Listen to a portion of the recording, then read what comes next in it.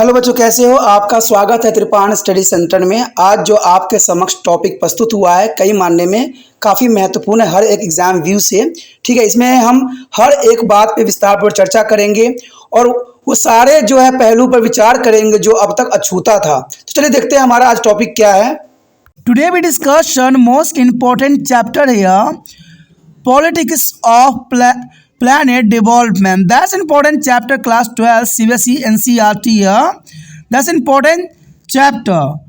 But here question arrive here, evaluate the major outcome of the Indian model of mixed economics. You know that independent time there is a two types of development and all over the world. First of all, socialist and capitalist. Many think that it go way to the socialist, but many think that it goes way to the capitalist. But India is here a take a mixed economics. Why? That's an important question here. They evaluate the major outcome of the Indian model of mixed economics. The major outcome of Indian model of mixed economics, that is first of all here, the private sector and public sector flourish well. That is an important outcome here. Private sector and public sector flourish as well. State controlled their key industries and provided to industrial infrastructure. That's important. And the enlarged public sector provide to the powerful vast interest that a build of enough hurdles for a private capital by way of installing the license and permit system. That's important point here. The state intervenes into the area where a private sector made a profit. That's important. Private sector made a profit. Here the sector is spelling is wrong.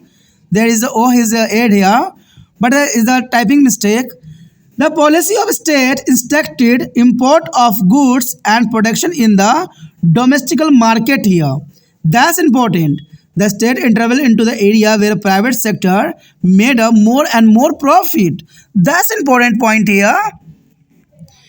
यहाँ पर जो हम कर रहे हैं काफ़ी महत्वपूर्ण chapter नियोजित विकास की राजनीति। ये क्लास 12वीं CBSE NCERT आधारित पॉलिटिकल साइंस के क्वेश्चन जो हमारे समक्ष आया है कि मिश्रित अर्थव्यवस्था के भारतीय मॉडल के प्रमुख परिणामों का मूल्यांकन करें। देखिए, जो भारत ने मिश्रित अर्थव्यवस्था अपनाया, मिश्र अर्थव्यवस्था अपनाया, इसके पीछे कई कारण थे। कहते हैं जब भारत आज़ाद हुआ उस समय सबसे बड़ी मुसीबत यही भारत के लिए था कि भारत जाए भी तो जाए कहाँ, क्योंकि उस समय दो जो है रूल रेगुलेशन का बोलबाला था। एक तो देखा जाए तो साम्यवादी और दूसरा जो था पूंजीवादी।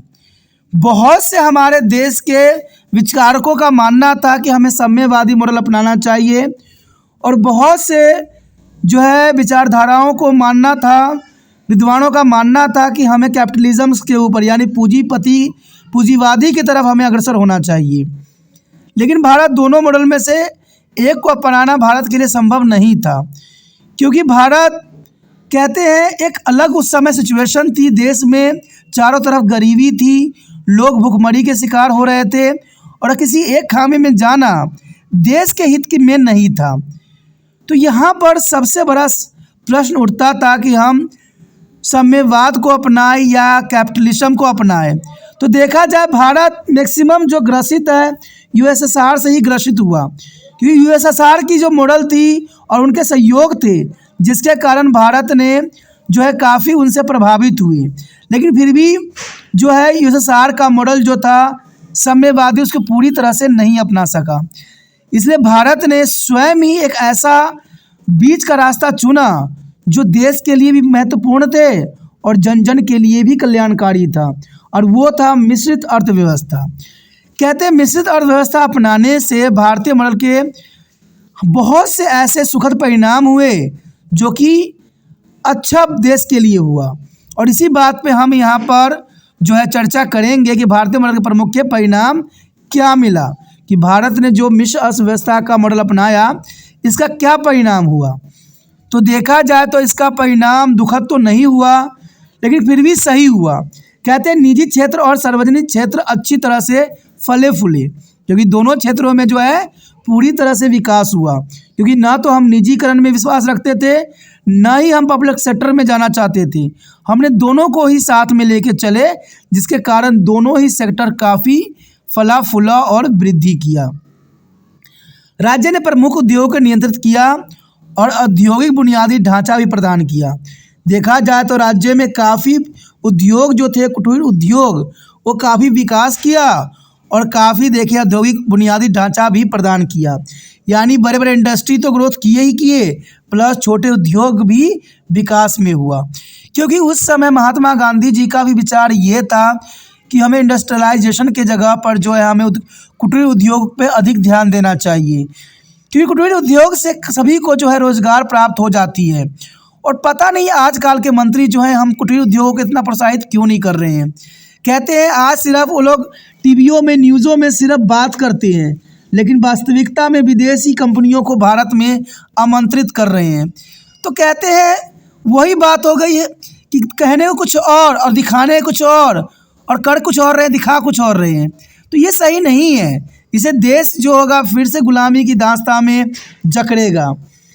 कहते हैं वास्तविक सार्वजनिक क्षेत्र ने शक्तिशाली विशाल हित प्रदान किए हैं, जिन्होंने लाइसेंस और परमिट प्रणाली स्थापित करने के माध्यम से निजी पूंजी के लिए पर्याप्त बाधाएं पैदा भी की है। तो ये काफ़ी महत्वपूर्ण बात है कि सार्वजनिक क्षेत्र ने शक्तिशाली विशाल हित प्रदान किए हैं।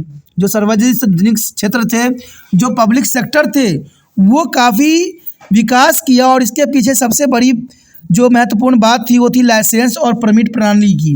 क्योंकि इससे निजी को भी काफ़ी जो बाधाएं पैदा की जा रही थी वो बाधाएं यहाँ से हट गई।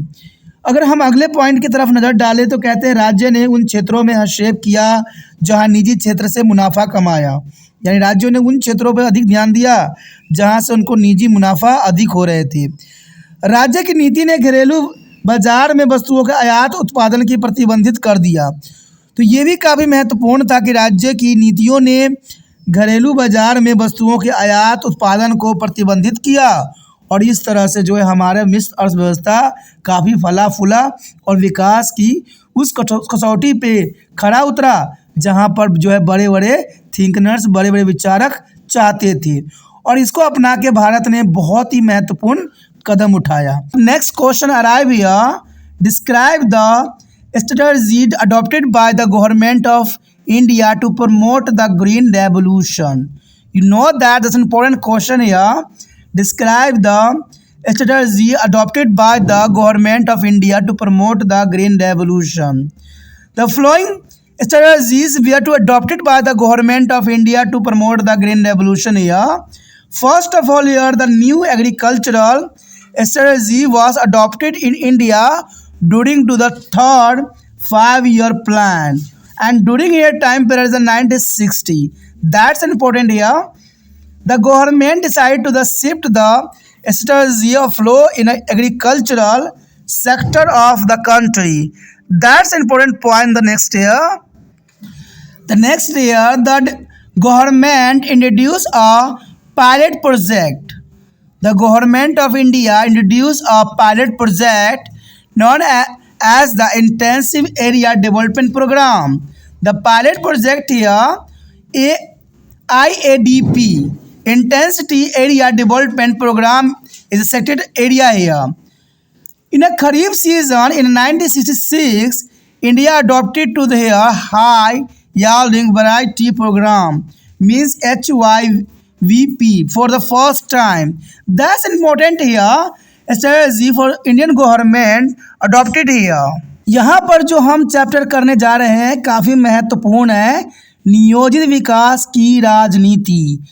कक्षा 12वीं पॉलिटिकल साइंस यानी राजनीति विज्ञान का यहाँ पर जो अगला क्वेश्चन आया है काफ़ी महत्वपूर्ण है कि हरित क्रांति को बढ़ावा देने के लिए भारत सरकार द्वारा अपनाई गई रणनीति बताना है कि हरित क्रांति को बढ़ावा देने के लिए भारत सरकार ने कौन सी रणनीति को अपनाया।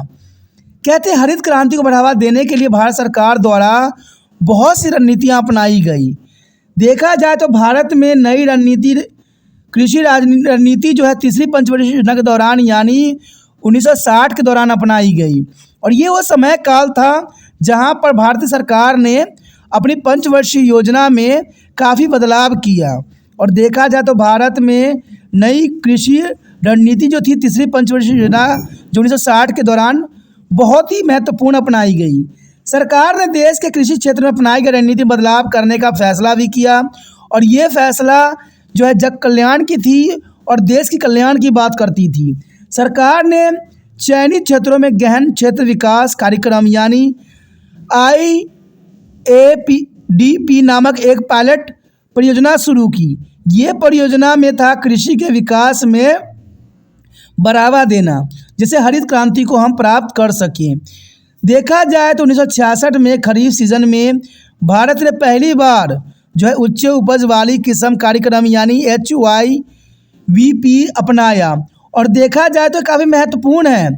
और मैं बता दूं कि हरित क्रांति का मतलब था कि नए टेक्नोलॉजी का उपयोग करके नई पेस्टिसाइड, इंसेक्टिसाइड और खादों और बीजों का उपयोग करके जो है फसलों के उत्पादन में वृद्धि करना। और ये देखा जाए तो 1960 में हमें देखने को मिला जब तीसरी पंचवर्षीय योजना बनाई गई। और भारत सरकार ने ऐसे बहुत से रणनीतियाँ बदली जो हरित क्रांति के लिए काफ़ी महत्वपूर्ण थे। देखा जाए तो भारत सरकार ने सबसे बड़ी फैसला ये लिया कि पायलट परियोजना शुरू की। पायलट परियोजना काफ़ी महत्वपूर्ण थी। इसके अंतर्गत फसलों के उत्पादन के लिए हर क्षेत्र में जो है निवेश और जो है उपकरणों का उपयोग करना था, जिसके कारण जो है कृषि के उत्पादन में हम वृद्धि कर सके और हरित क्रांति को प्राप्त कर सके। और सबसे बड़ी बदलाव यहाँ पर यही देखने को मिला कि 1966 में खरीफ सीजन में के दौरान भारत सरकार ने पहली बार HYVP जो है बीजों का उपयोग किया। और ये बीज उस प्रकार के होते हैं जिसमें पहले से ही कीटनाशक का उपयोग रहता है, पहले से ही हम सारे केमिकल डाल के जो है उसको खेतों में बोने के लिए उपयोग करते हैं। और इससे ये होता है कि इसको जो है कीड़े मकोड़े भी नष्ट नहीं करते और पक्षी भी जो है इसको खा नहीं पाते। तो ये दोनों तरफ से जो है पैदावार के लिए महत्वपूर्ण था, क्योंकि ये किस्म के पौधे जो थे उनमें ये गुण थी कि ये बहुत जल्दी और काफ़ी घने जो है उगते थे, क्योंकि इसका जो है बीज नष्ट नहीं होती थी, इसलिए काफ़ी ये जो है सघन उगते थे, जिसके कारण इसका जो है उत्पादन हमारे काफ़ी बढ़ गए। और भारत ने हरित क्रांति को अपनाने में काफ़ी महत्वपूर्ण योगदान दिया। तो देखा जाए तो भारत सरकार की ये रणनीति हरित क्रांति के लिए काफ़ी महत्वपूर्ण सिद्ध हुआ। But next question arrive here, state the difference between two first 5-year plan and second 5-year plan. That's important question here. 5-year plans was second 5-year plan. That's important. There is some difference between the first and second 5-year plan, which is elaborate below here. First of all, here the first 5-year plan totally focus on agriculture. That's important. First 5-year plan is totally focused on agriculture, whereas second on the industry sector. First year agriculture and second year industry sector. The first 5-year plan is important here because the first 5-year plan is started all around balanced development, which would be ensure increasing in the level of national income. That's important. The increasing in the level of national income, 22.6% is allocations was done on the education, health, housing, etc. Whereas the second plan is reflected the goal of socialist pattern of society and is localized only 19.7% is a social service. You know that is important here. That's an important point here. The first 5-year plan is the increasing of national income. This is 22.6% for the education, health and housing. And second plan here, a social pattern of society localized is here. A purpose for the here or social service is a 19.7. First 5-year plan allocated up 50% of agriculture and 70% on the irrigation and food control varies. That's important. But second 5-year plan localized only 11.8% of agriculture and 10% irrigation and the food of control. That's difference here. First and second 5-year plan है. यहाँ पर जो हम chapter कर रहे हैं काफ़ी महत्वपूर्ण है. नियोजित विकास की राजनीति बहुत काफ़ी महत्वपूर्ण है. क्लास 12वीं CBSE NCERT पॉलिटिकल साइंस. यह हमारा अगला क्वेश्चन जो आया है काफ़ी महत्वपूर्ण है कि प्रथम पंचवर्षीय योजना और द्वितीय पंचवर्षीय योजना के बीच हमने अंतर बताना है कि प्रथम पंचवर्षीय योजना और द्वितीय पंचवर्षीय योजनाओं में क्या अंतर थे. तो ये काफ़ी महत्वपूर्ण रहेगा. देखा जाए तो प्रथम पंचवर्षीय योजना के बीच अंतर का अगर हम विवरण करें तो ये साफ होता है कि पहली पंचवर्षीय योजना पूरी तरह से जो है कृषि पर केंद्रित थी, क्योंकि सभी लोगों का विचार था कि कृषि हमारा प्राथमिक जो है कहते हैं व्यापार है और हम भारत जो है कृषि प्रधान देश के नाम से भी जाना जाता है. इसलिए पहली पंचवर्षीय योजना पूरी तरह से कृषि पर केंद्रित थी, जबकि दूसरी पंचवर्षीय योजना औद्योगिक क्षेत्र को विकास करना था. तो पहली पंचवर्षीय योजना में जो है कृषि के विकास के लिए हर संभव कोशिश की गई और दूसरी पंचवर्षीय योजना जो थी औद्योगिकरण पर ध्यान देना था, इंडस्ट्रियलाइजेशन करना था. प्रथम पंचवर्षीय योजना में गणीय संतुलन विकास शुरू हुआ, जिससे राष्ट्रीय आय के स्तर में वृद्धि काफ़ी सुनिश्चित हुई और इसके अंतर्गत पहली पंचवर्षीय योजना के अंतर्गत शिक्षा, स्वास्थ्य और आवास आदि पर 22.6% आवंटन किया गया. यानी पैसों का जो है शिक्षा, स्वास्थ्य, आवास पर 22.6% आवंटन किया गया, जबकि दूसरी पंचवर्षीय योजना में समाजवाद पैटर्न के लक्ष्य को प्रतिबंधित किया गया. यानी दूसरी बात जो थी समाजवाद पैटर्न की तरफ नजर गई और इसमें केवल 19.7% आवंटन किया गया, जबकि कहते समाज सेवाओं का प्रतिशत है. तो ये काफ़ी महत्वपूर्ण यहाँ पर आवंटन किया गया. प्रथम पंचवर्षीय योजना में कृषि पर सिर्फ 15% और सिंचाई एवं खाद्य नियंत्रण में 17% आवंटन किया गया. The next question arrive here. That's important. Describe any 4 consequence of Green Revolution. You know that's an important question for the exam view here. Describe any 4 consequence of Green Revolution. You know that for a merit and Green Revolution here, a 2 merit of Green Revolution. After launching this revolution, India achieved self-sufficiency in the food production, and poor farmers also get a benefit from a revolution. And due to this, the states of Punjab, Haryana, Western Uttar Pradesh flourish more, and here the living standard also is improved. That's important here. The state of Punjab, Haryana and West Uttar Pradesh, they flourish here. And that's the first socially, them politically as economically, their status of farmer in this state was rising. That's important here. A merit of Green Revolution on here. The next consequence here, demerit. There is negative outcome here. This revolution create a valley between poor farmer and rich ones. That's important here. This revolution create a valley between a poor farmer and rich one, and discrimination and exploitations of poor farmer by the landlord become a wild set of practice here. And some political parties start to the politics on it and manage seat in the assembly and Lok Sabha election. This revolution also increased the power of middleman who worked as the mediator between poor farmer and affluent landlord here. That's important demerit here. And therefore the middleman create a condition due to which farmers were impoverished. The political strength of the middleman also here increased. यहाँ पर जो हम chapter कर रहे हैं काफ़ी महत्वपूर्ण है. नियोजित विकास की राजनीति काफ़ी महत्वपूर्ण यहाँ पर चैप्टर है. क्लास 12वीं पॉलिटिकल साइंस का। हमारे समक्ष जो अगला क्वेश्चन आया है काफ़ी महत्वपूर्ण है कि हरित क्रांति के किन्हीं 4 परिणामों का हमने वर्णन करना है कि हरित क्रांति के कौन से 4 परिणाम हुए।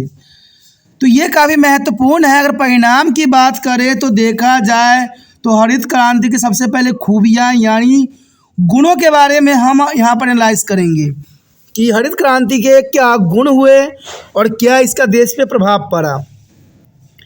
इस क्रांति की शुरुआत के बाद भारत ने खाद्य उत्पादन में आत्मनिर्भरता हासिल कर ली, यानी अब दूसरे देशों से हमें निर्भर नहीं रहना पड़ा और भारत ने हरित क्रांति से भारत में आत्मनिर्भरता हासिल हुई और इस क्रांति से गरीब किसानों को भी लाभ मिलता है।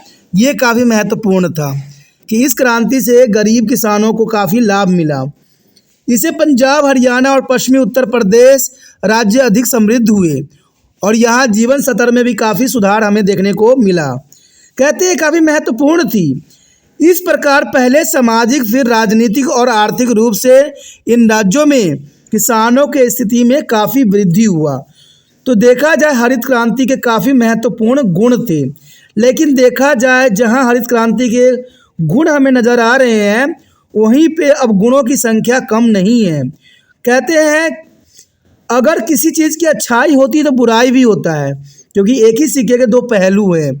देखा जाए तो गुण तो हमें अच्छे और आत्मनिर्भरता की बात बताई, लेकिन अब गुण क्या बताते हैं चलिए देखते हैं।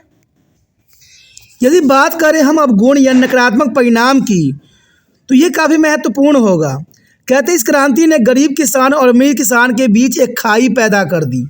कहते हैं गरीब किसान गरीब होते चले गए और अमीर किसान अमीर होते चले गए और इनके बीच एक बहुत बड़ी खाई पैदा हो गई। जमींदारों द्वारा गरीब किसानों के साथ भेदभाव और शोषण एक व्यापक प्रथा बन गई। इस समय देखा जाए तो बहुत से जमींदारों ने गरीब किसानों के साथ भेदभाव और शोषण की एक व्यापक प्रथा चला दी, जो गरीब किसानों के लिए बहुत ही दुर्दायक परिस्थिति को पैदा किया। कुछ राजनीतिक दलों ने इस पर राजनीति शुरू भी कर दी और विधानसभा और लोकसभा चुनाव में सीट हासिल कर ली। देखा जाए तो हमारे भारतीय राजनीति का ये सबसे महत्वपूर्ण पैतरा होता है कि कोई चीज़ हमारे समाज में बुरा होता है तो उस पर वो राजनीति करते हैं, उसको सीधा या सही करने की कोशिश नहीं करते हैं। और ये सबसे बड़ी विडंबना है हमारे भारत देश की कि हमें मिलके जो है समस्याओं का समाधान नहीं करते हैं। हम सिर्फ एक दूसरे पे चुटकी लेते हैं, एक दूसरे की खामियां सिर्फ बताते हैं, लेकिन हमें देश को एक साथ ले चलने की भावना हमारे अंदर नहीं है। देखा जाए जब से भारत आज़ाद हुआ है तब से न जाने कितने पार्टी बन गई और कितने पार्टियों ने जो है अपना मकसद पूरा कर लिया। और ये हमेशा रहा है, जब भारत में जमींदार किसान जो है गरीब किसानों का शोषण करते थे और एक प्रथा चली तो राजनीतिक नेता ने इन पर चुटकी लेना शुरू कर ली और चुटकी लेते लेते उसने क्या किया, विधानसभा लोकसभा में अपनी सीट जो है बना लिया। और ये हमेशा रहा है। हमारे देश में ऐसे बहुत से क्रांति हुए हैं और क्रांति से ही बहुत से राजनीतिक नेता का जन्म भी हुआ है और इस क्रांति का वो बहुत ही अच्छा फ़ायदा भी उठाए हैं। दोस्तों यहाँ फ़ायदा उठाने की बात नहीं है, बात है अपने देश को आगे बढ़ाने की। कहते हैं हरित क्रांति के जितने गुण नहीं उतने अब गुण हमें नज़र आ रहे हैं। इस क्रांति ने बिचौलियों की शक्ति को और बढ़ा दिया, जो गरीब किसान और समृद्ध जमींदारों के बीच मध्यस्थता के रूप में काम करते थे। यानी बिचौलियों की शक्ति और बढ़ गई, जिसके कारण जो है गरीब किसानों को और भी जो है दुर्दशा खराब होती चली गई। इसलिए बिचौलियों ने किसी ऐसी स्थिति पैदा कर दी जिससे किसान कंगाल हो गए और बिचौलियों की राजनीतिक ताकत भी बढ़ी। दोस्तों यहाँ बिचौली का मतलब होता है कि बीच का बंदा जो कहते हैं साहूकार और किसान के बीच कड़ी का काम करते हैं और ये काफ़ी महत्वपूर्ण होते हैं। इन बिचौलियों ने देखा जाए तो आम गरीब किसानों को कंगाल कर दिया और इसने अपने राजनीतिक में शक्ति बढ़ा दी। राजनीतिक में ऐसे बहुत से व्यक्ति होंगे जो इसी प्रकार से राजनीतिक में अपना पैठ बनाए हैं और इसमें कोई दो राय नहीं है। कहते हैं जब राजनीति में किसी की अपनी सिक्का नहीं चल पाता है तो ये अलग ही अपनी पार्टी बना के राजनीति खेलते हैं। दोस्तों ये बच्चे वाला खेल नहीं है, हमारे देश को आगे बढ़ाने पर सवाल उठता है। तो यहाँ पर हमें खेल नहीं खेलना चाहिए, हमें अपने देश पे जो है ध्यान देना चाहिए। Next question arrive here. But lead a policy maker to be reduce the importance of state in India's economy from 1918s onward. That's an important question here. I repeat again. The question is important for the exam view. What lead the policy makers to reduce the importance of state in India's economy for the 1980th century onward? That's an important question for the exam view here. The following facts are responsible which lead to the policy makers reduce the importance of state in India's economics from 1980 onward here. First of all here, the story of development in India took a significant turn from the end of 1960th century. That's important story here. The story of development in India took a significant turn from end of 1960th century. After the Nehru as a death, the Congress systems is encountered difficulties. There's important. After the Nehru death, Congress system is encounter or difficulties, and Indira Gandhi emerged as a popular leader. On this time, Indira Gandhi emerged as a popular leader. She decided to the further strengthen the role of the state in a controlling and directing the economy. That's important here. She decided to the further strengthen the role of the state in a controlling and directing the economic. That's important point here. And the period from 1967 onward witnessed a many new restriction on the private industry, and the government announced many poor programs here. That's important. The period from 1967 onward, and this change accompanied by an ideological title toward a socialist policy. That's important here. Ideological illustrates toward to the socialist policy. And however, their conscience for a state lead to the economic development did not last forever. That's an important point. Planning did continue, but its silence was significantly reduced. Planning did continue, but silence was significantly reduced here. Between 1950 and 1980, to the Indian economies grew at the glacis per annual rate of 3 to 3.5%. That's important. In a view of the prevailing insufficiency and corruption in some public sector enterprise and the not so positive role of the bureaucracy in economic development, the public opinion in the country lost the faith in the many of these institutions. And such a lack of public faith led to the policy makers to reduce the importance of state in India as a economic from 1980 onward. That's important point here. यहाँ पर जो हम chapter कर रहे हैं नियोजित विकास की राजनीति, कक्षा 12वीं पॉलिटिकल साइंस, यानी देखा जाए तो राजनीतिक विज्ञान का यहाँ काफ़ी महत्वपूर्ण क्वेश्चन आया है। और हमारा अगला क्वेश्चन जो है काफ़ी महत्वपूर्ण है कि 1980 के दशक के बाद से निर्मित नीति निर्माताओं ने भारत की अर्थव्यवस्था में राज्यों के महत्व को कम करने के लिए क्यों प्रेरित किया। अब देखिए यहाँ क्वेश्चन समझना काफ़ी महत्वपूर्ण है और आपके लिए त्रिपान स्टडी सेंटर हमेशा पॉइंट व्यू आंसर लाता है, जिसमें से आप 10 में से अगर 6-7 पॉइंट भी अगर अच्छे से याद कर लेते हो, छोटे से छोटे भी, तो वो आपके लिए काफ़ी महत्वपूर्ण हो जाता है एग्जाम व्यू से। इसलिए हर क्वेश्चन को समझदारी से नोट कीजिए, जो इम्पोर्टेंट पॉइंट है जो आपको लगता है याद हो जाएगा उसको लिख लीजिए, और सबसे महत्वपूर्ण बात रहता है क्वेश्चनों को समझिए। अब देखिए यहाँ पर ही क्वेश्चन आया है कि 1980 के दशक के बाद से नीति निर्माताओं ने भारत की अर्थव्यवस्था में राज्य को महत्व को कम करने क्या प्रेरित किया, क्यों प्रेरित किया? देखा जाए तो राज्य के महत्व को कम करने के लिए, अर्थव्यवस्था को कम करने के लिए 1980 के दशक में क्यों प्रेरित किया? तो कहते हैं निम्नलिखित तथ्य जिम्मेदार है जिनके कारण नीति निर्माताओं ने 1980 के बाद से भारत की अर्थव्यवस्था में राज्य के महत्व को कम किया। आखिर क्यों किया? सबसे पहला कारण तो यही बनता है कि भारत में विकास की कहानी में 1960 के दशक के अंत से महत्वपूर्ण मोड़ आया। यानी देखा जाए तो 1980 में जो बदलाव आई, इसका कहीं ना कहीं सूत्रपात 1960 में हुई, क्योंकि ये कहानी जो विकास की थी 1960 के दशक में की गई थी और इसको प्रवान चढ़ाया गया 1980 के दशक में, जहाँ पर राज्य के महत्व को जो है बिल्कुल ही तहस नहस कर दिया गया। नेहरू की मृत्यु के बाद कांग्रेस व्यवस्था की कठिनाई का सामना करना पड़ा, क्योंकि आपको पता होगा कि जैसे ही नेहरू जी की मृत्यु हुई उसके बाद कांग्रेस एक टूट सी गई थी, क्योंकि यहाँ पर देखा जाए तो प्रधानमंत्री के जो पोस्ट है इनके लिए बहुत से लोग जो है अपने आप को असीन मानते थे, लेकिन देखा जाए तो ये बहुत ही कठिनाई का समय था कांग्रेस पार्टी के लिए। इवन देखा जाए तो इंदिरा गांधी एक लोकप्रिय नेता के रूप में उभरी।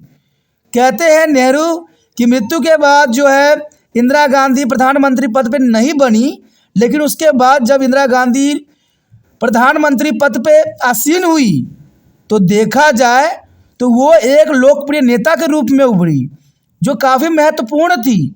और यहाँ पर इन सब कारणों से राज्य के महत्व को कम करने के लिए बातें प्रेरित की। देखा जाए तो इंदिरा गांधी ने अर्थव्यवस्था को नियमित और निर्देशित करने में राज्य की भूमिका को और मजबूत करने का निर्णय लिया। यानी देखा जाए तो यहाँ काफ़ी महत्वपूर्ण है कि यहाँ पर इंदिरा गांधी लोकप्रिय नेता होने के नाते इन्होंने अर्थव्यवस्था को नियमित और निर्देशित करने में राज्य की भूमिका को मजबूत करने का निर्णय तो लिया, लेकिन ऐसा नहीं हो सका। 1967 के बाद की अवधि में निजी उद्योग पर कई नए प्रतिबंध देखे गए और सरकार ने कई गरीब समर्थक कार्यक्रम की घोषणा भी की। यानी देखा जाए तो काफ़ी महत्वपूर्ण है कि देखा जाए तो 1967 के बाद की अवधि में निजी उद्योग पर कई नए प्रतिबंध देखे गए। निजी उद्योग थे उनमें बहुत से प्रतिबंधित किए गए, यानी उन पर बैन लगाई गई, उनको प्रतिबंधित किया गया। सरकार ने कई गरीब समर्थक कार्यक्रम की घोषणा भी उस समय की। अब यहाँ ये बात समझ नहीं आ रहा है कि निजी उद्योग पर कई नए प्रतिबंध देखे गए और सरकार ने गरीबी समर्थक कार्यक्रम की घोषणा भी की। यानी देखा जाए तो एक तरफ से ये आघात कर रहे हैं और दूसरी तरफ से समर्थन दे रहे हैं कि ये तो राजनीति की एक महत्वपूर्ण घटक है। देखा जाए तो ये परिवर्तन समाजवादी नीतियों की ओर एक वैचारिक झुकाव के साथ आया। यानी ये परिवर्तन जो हमें देखने को मिला वो समाजवादी नीतियों के कारण देखने को मिला, क्योंकि हम उस समय जिस राह पे खड़े थे वहाँ दो रास्ते थे, एक पूंजीवादी की तरफ जाता था तो एक समाजवादी की तरफ जा रहा था। लेकिन हमने जो रास्ता अपनाया वो मिश्र इकोनॉमिक्स की अर्थव्यवस्था अपनाया। यानी देखा जाए तो काफ़ी महत्वपूर्ण था, लेकिन फिर भी हमारी झुकाव जो था वो समाजवादी नीतियों की तरफ अधिक थी, पूंजीवादी की तरफ कम थी, क्योंकि हम समाजवादी से काफ़ी प्रभावित थे। हालांकि देखा जाए राज्य के नेतृत्व वाली आर्थिक विकास के लिए हम सहमति हमेशा के लिए नहीं बनी रही। ये काफ़ी महत्वपूर्ण है कि जो सहमति हमें बनना चाहिए उस समय ये सहमति नहीं बन सकी, कि राज्य के नेतृत्व वाली आर्थिक विकास के लिए अहम सहमति हमेशा के लिए नहीं बनी रही।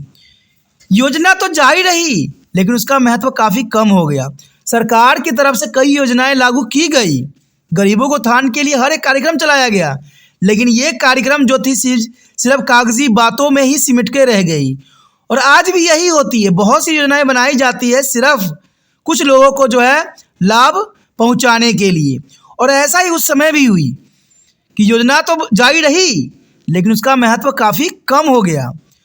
1950 और 1980 के बीच भारतीय अर्थव्यवस्था के 3 से 3.5% की धीमी दर से बढ़ी और ये भी बहुत बड़ा कारण बना। 1950 से 1980 के बीच भारतीय अर्थव्यवस्था 3 से 3.5% की धीमी दर से वृद्धि हुई। कहते हैं कुछ सार्वजनिक क्षेत्रों के उद्यमों में व्याप्त अंकुशलता और भ्रष्टाचार तथा आर्थिक विकास में नौकरशाही की सकारात्मक भूमिका को देखते हुए देश में जनता की राय और इनमें से कई संस्थाओं पर विश्वास रखती थी। यानी देखा जाए तो सार्वजनिक क्षेत्रों के उद्यमों में व्याप्त अकुशलता और भ्रष्टाचार तथा आर्थिक विकास में नौकरशाही की सकारात्मक भूमिका को देखते हुए देश में जनता की राय इनमें से कई संस्थाओं पर विश्वास रखी। जनता के विश्वास की ऐसी कमी ने नीति निर्माताओं को 1980 के बाद से भारत की अर्थव्यवस्था में राज्य के महत्व को कम करने के लिए प्रेरित भी किया। But next question arrive here, this important examine there is a controversy regarding to the agriculture was industry in India after the second 5-year plan. That's an important question for the exam view here.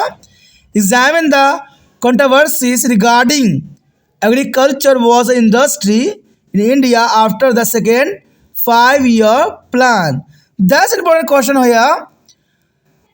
The drift between agriculture and industry are as a flow.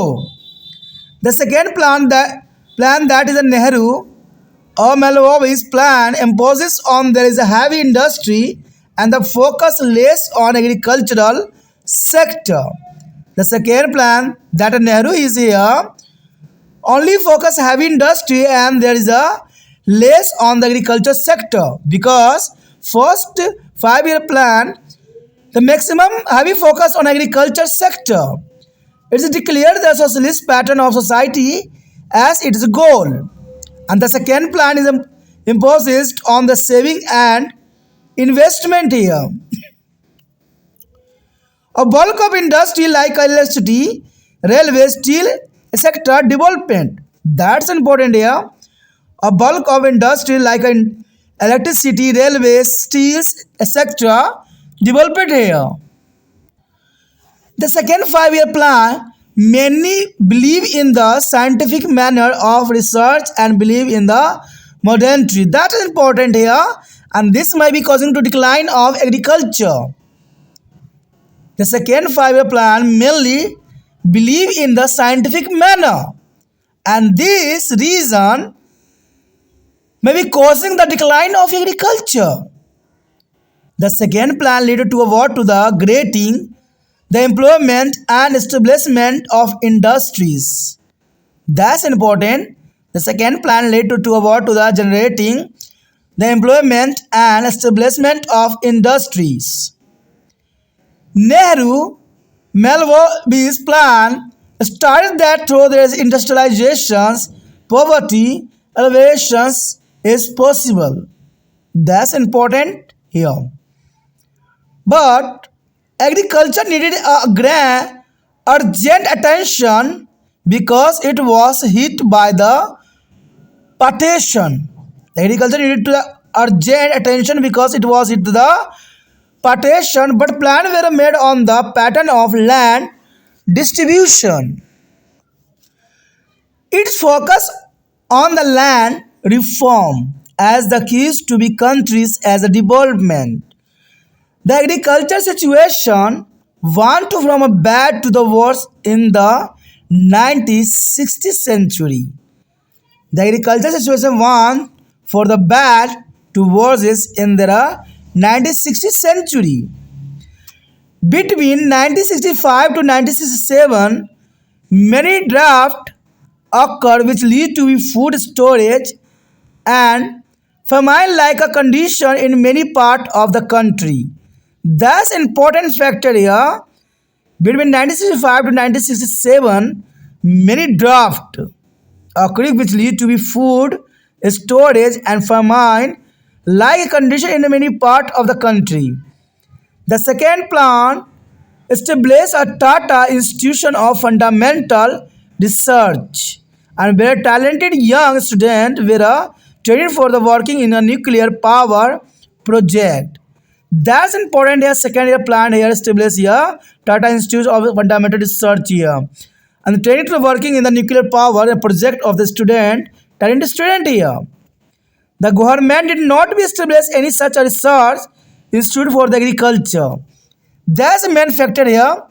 Government did not be established any such a research institution from agriculture. Thus, this above controversy put a government into the case and demanded on equal treatment. You know that's important. Thus, this above a controversy put a government into the case and demanded an equal treatment here. Hence, the Indian planner found the balancing industry and agriculture really difficult. This point is important for you. The Indian planner found the balancing industry and agriculture really too difficult here. That's important. यहाँ पर जो हम chapter कर रहे हैं काफ़ी महत्वपूर्ण है। क्लास 12वीं पॉलिटिकल साइंस यानी राजनीति विज्ञान का यहाँ पर जो है काफ़ी महत्वपूर्ण क्वेश्चन आया है एग्ज़ाम व्यू से। और हमारा अगला क्वेश्चन जो है काफ़ी महत्वपूर्ण है कि द्वितीय पंचवर्षीय योजना के बाद भारत में कृषि बना उद्योग से संबंधित विवाद का परीक्षण करें। यानी जब हमने द्वितीय पंचवर्षीय योजना में प्रवेश किए तो हमने कृषि को प्राथमिकता न देके उद्योग के ऊपर अधिक प्राथमिकता दी। मैं आपको बता दूं कि पहली पंचवर्षीय योजना जो थी वो कृषि से रिलेटेड थी, यानी सारे जो थे कृषि पर ही आश्रित थे। लेकिन जब द्वितीय पंचवर्षीय योजना बनाई गई तो उसमें जो है उद्योगों के ऊपर काफ़ी ध्यान रखा गया। अब यहाँ प्रश्न ये उठता है कि दूसरी पंचवर्षीय योजना में अगर हमारा मेन फोकस उद्योग था तो कृषि पे हमने कितना किया फोकस। यानी द्वितीय पंचवर्षीय योजना के बाद भारत में कृषि व उद्योग से संबंधित विवाद का हमें यहाँ परीक्षण करना है कि कृषि या उद्योग कौन जो है भारत को चरम सीमा पे पहुँचाने के लिए सक्षम है। तो इसी पे हमने परीक्षण करना है, समझना है और एनालाइज करने की कोशिश करना है।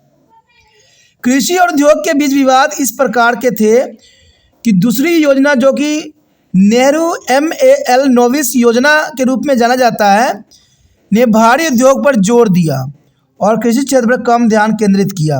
क्योंकि आपको पता ही होगा कि उद्योग से जो होता है हमें बाहरी करेंसी आती है और कृषि उस जगह सक्षम नहीं था। इसलिए दूसरी योजना जो कि नेहरू ने MAL नोविस योजना के अंतर्गत चलाई थी जिसमें भारी उद्योग पर जोर दिया गया लेकिन कृषि पर ध्यान केंद्रित नहीं किया गया। लेकिन शायद उस समय ये बात सोचना चाहिए कि उद्योग भी तभी चलता है जब कृषि अग्रसर होती, कृषि में अच्छा पैदावार हो, क्योंकि उद्योग जो है कहीं ना कहीं कृषि से संबंधित होती है। इस बात को यहाँ पर ध्यान केंद्रित नहीं किया गया और कृषि को जैसा था वैसा ही छोड़ दिया गया। तो ये बहुत बड़ा नुकसान का सबब भी बना। इसने समाज को समाजवादी स्वरूपों को अपना ध्यान जो है घोषित किया और दूसरी योजना में बचत और निवेश पर जोर दिया गया। तो ये भी काफ़ी महत्वपूर्ण बात थी कि इसने समाज के समाजीवाद और स्वरूपों को अपना लक्ष्य घोषित किया। क्योंकि आपको पता है कि भारत जो कि कृषि प्रधान देश के रूप में जाना जाता है, दूसरी पंचवर्षीय योजना में अपने आप को जो है समाजवादी स्वरूपों में जो है अपनी लक्ष्य को घोषणा की। क्योंकि देखा जाए तो भारत पूंजीपति की तरफ नहीं बढ़ना चाहता था। ऐसे हमारा जो अर्थव्यवस्था थी वो मिश्र अर्थव्यवस्था थी, लेकिन फिर भी भारत जो है पूंजीवादी अर्थव्यवस्था का बिल्कुल ही खिलाफ था।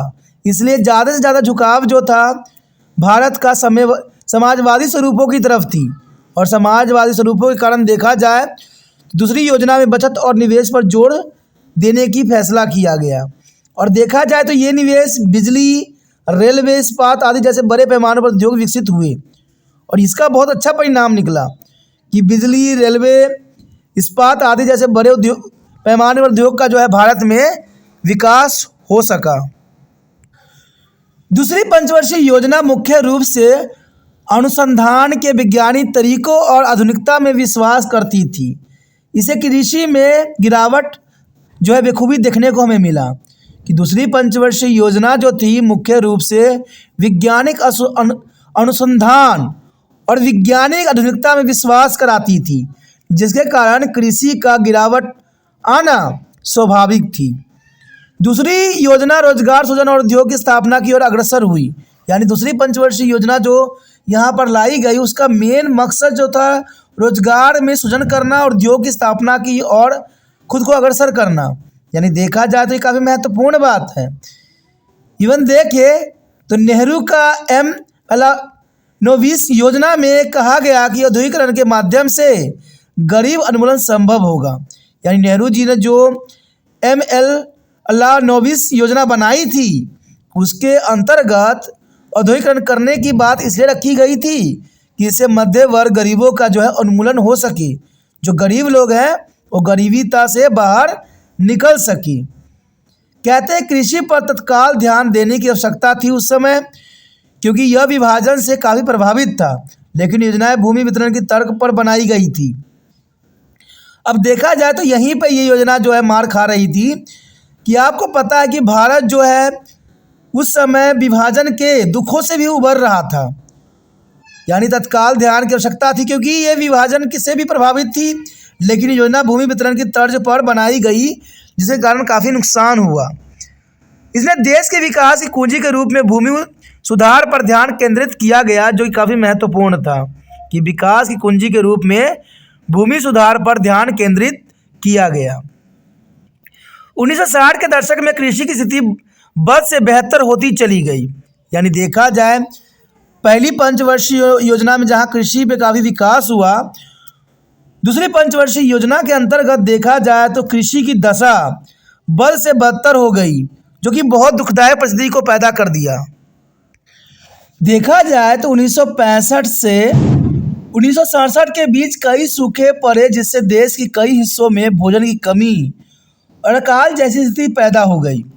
तो देखा जाए तो कुदरत में भी यहाँ पर जो है बहुत बड़ा जो है खेल खेला कि 1965 से 1967 के बीच कई क्षेत्रों में जो है देश में सूखा पड़ा, जिनके कारण भोजन की कमी हुई और अकाल जैसी स्थिति पैदा हो गई, जो कि काफ़ी यहाँ पर दयनीय स्थिति की तरफ इशारा करता है। दूसरी योजना में Tata institute of fundamental research की स्थापना की गई और जहां प्रभावशाली युवा छात्रों को परमाणु ऊर्जा परियोजनाओं में काम करने के लिए प्रशिक्षित भी किया गया। ये काफ़ी महत्वपूर्ण थी कि दूसरा योजना जो मुख्य रूप से फोकस थी Tata institute of fundamental research की तरफ थी, जहां पर प्रभावशाली युवा छात्रों को परमाणु ऊर्जा परियोजना में काम करने के लिए प्रशिक्षित दिया गया। तो ये काफ़ी महत्वपूर्ण बात आती है। इवन देखें तो सरकार ने कृषि के लिए ऐसा कोई भी शोध संस्थाएं स्थापित नहीं किया, और ये बहुत दयनीय स्थिति थी कि सरकार ने ऐसा कोई भी कृषि के अंतर्गत शोध संस्था स्थापित नहीं की जैसे उद्योग के लिए किया, और इस प्रकार इन उपरोक्त विवादों से सरकार के पिंजरे में डाल दिया और सामान्य व्यवहार की मांग की गई। कहते इस समय सरकार जो थी बुरी तरह से फेल नज़र आ रही थी, और देखा जाए तो सरकार पिंजरे में बंद ही नज़र आ रही थी, क्योंकि यहाँ पर जो स्थिति थी विकट थी, विपरीत थी। इसलिए भारतीय योजनाकारों को उद्योग और कृषि के बीच संतुलन बनाना वास्तव में कठिन लगा, क्योंकि दोनों में संतुलन होना एक बहुत दुष्कर्म कार्य था। जहाँ उद्योग को लेकर चलना था वहीं कृषि महत्वपूर्ण थी, क्योंकि कृषि होगी तभी उद्योग जो है आश्रित होगा, और कृषि नहीं होगी तो उद्योग का यहाँ कोई महत्व नहीं रह जाएगा। तो ये काफ़ी महत्वपूर्ण क्वेश्चन रखता है एग्जाम व्यू से।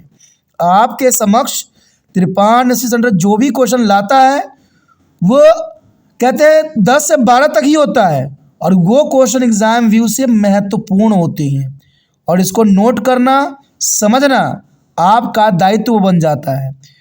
देखिए ये नोट कीजिएगा, समझिएगा, तो ये दूसरे को कोई फ़र्क नहीं पड़ेगा आप पे, क्योंकि आप उस क्वेश्चन को समझ जाइएगा और एग्ज़ाम में अच्छा से अच्छा कीजिएगा।